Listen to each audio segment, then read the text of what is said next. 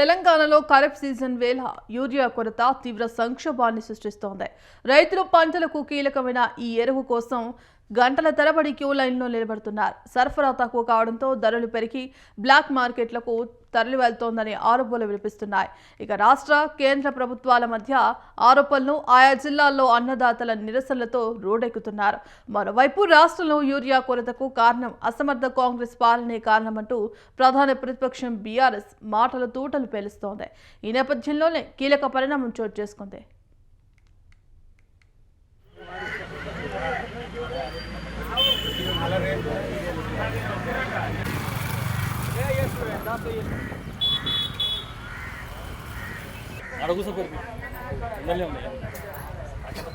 శ్రీరాక్షణ తెస్తావా?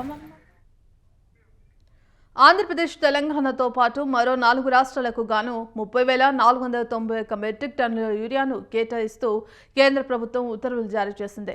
అందులో బీహార్కు 2,700, ఆంధ్రప్రదేశ్కు 10,800, తెలంగాణకు 8,100, ఒడిశాకు 8,891 మెట్రిక్ టన్నుల యూరియా యుద్ధ ప్రాతిపదికన వెళ్లనుంది. ఈ పరిణామంతో యూరియా కొరతతో ఇబ్బందులు పడుతున్న రైతులకు కాస్త ఉపశమనం లభించనుంది.